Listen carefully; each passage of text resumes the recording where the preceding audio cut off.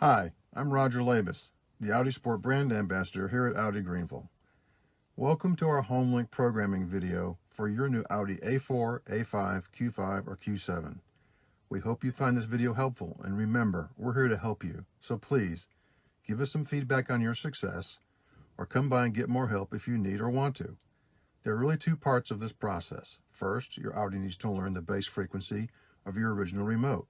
Second, your garage door opener then needs to learn your Audi's rolling codes on the base frequency that it just learned. What you'll need to do is the following. Have a fresh set of batteries in your original remote.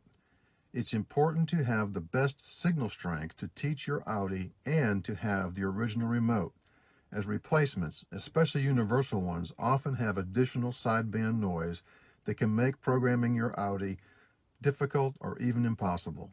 Then be sure to have our garage empty and have a step stool or a ladder or a broomstick to poke the opener's program, learn, or smart button. Be sure you find this before we start, which may be under a light bulb cover or something. Because once in motion, there may be a time limit of perhaps just 2 to 3 minutes for you to find and push this button. Once this button is pushed, you're only going to have about 30 seconds to a minute to get back to your Audi to push the button you're trying to program.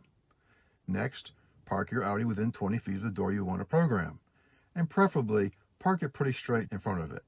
Okay, now we're going to get started. We're going to use your Audi's MMI to get ready for the programming. We're going to presume that you already have some basic functional knowledge of how your MMI works. Okay, we're now inside of our vehicle. We're looking at the Q5 here. The A4 and the A5 and the Q7 are very similar. As you look at your MMI, I want you to push the menu button, and then your screen should change to something like this. We're going to go down to use your MMI knob and find Vehicle. This one's already highlighted. It's the one that has the Audi grille. Push that down, and you see the screen change to your Audi Drive Select. You'll see over here on the left-hand side a little tab for expanding the menu. What I want you to do is go down here and find something similar in your car. It would be like this. Could also be here. And the screen should change now to this. Okay. We're going to look for vehicle settings. This is the one that has the gear and the wrench next to it, most likely. And press your MMI button down again. Then we're going to go down to garage door opener. Press that. We've got 3 entries here. We're going to go down to delete button program. We will do this just once because we only need to do it one time so you don't forget all your doors each time. And you'll be able to program additional doors later. So you delete it this time because we don't know what's in there. So go down to yes, delete now, and press that, and you'll see it says buttons have been deleted. And it goes back to here. Okay, now we're going to go back up to garage door opener and program a button. So we'll do that, and you'll see there's 3 buttons. Over your overhead console, you'll have 3 buttons. To the left, middle, and right, Roman numerals 1, 2, and 3 across. You'll notice also there's a light here, which will turn green later. I'll show you that. And this one will turn yellow when you're programming your remote. We'll get to that in a moment. We're going to go back down here. We're going to decide which button we want to select to program. In this case, we're just going to go ahead and push button number 1. And now you'll say this. It'll say, hold the handheld transmitter inside the mirror. I'm going to go up here. I want you to see that light on the right is blinking, not quite Clemson orange or sort of a yellowish. I'm going to hold down my button on the garage door now so that we can see it programming. And you'll be able to watch what happens. I want you to watch that while I hold it down. You hold your remote near the mirror like this or thereabouts and press the button down and watch. Hold the button down, even if your door opens or closes, don't worry about that. See it turned green? That means it picked up the frequency. And that button will stay blinking like that for about 2 to 3 minutes. We go back down to the screen here, and it says, yes, synchronize now. So we hit yes, synchronize now. And what you need to do is you press button 1 twice. So we go back up here, press button 1 twice like I do.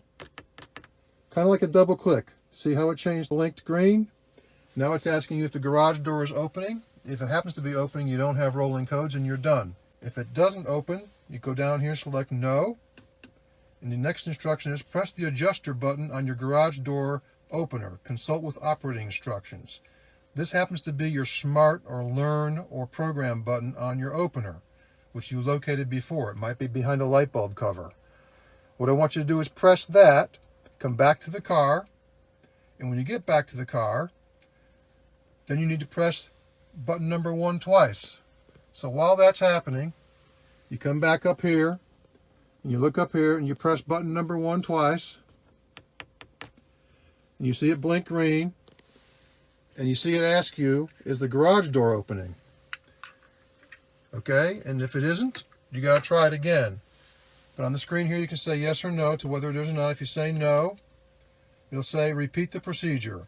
Press the set button on the garage door drive again. This is on your opener inside your garage. And you want to use that to try and get your opener to learn your rolling codes. Then come back out here, press the button twice again, as I'm doing it here, like this. See it blink? And then as the garage door opens, you can say yes, and you're done. If you have some trouble, what you may want to do, if your opener times out while you're holding it near the mirror up here, you may want to reach around behind the driver's seat and hold your remote towards the floor. Because it turns out that the antenna for your Homelink module is actually at the back of the car in the bumper, and the antenna runs up underneath your rear carpet. So sometimes pointing your remote to behind the rear driver's seat may help. If you have any additional trouble beyond this, give us a call and we'll be able to help you. Hope it's been worked out for you. Thanks.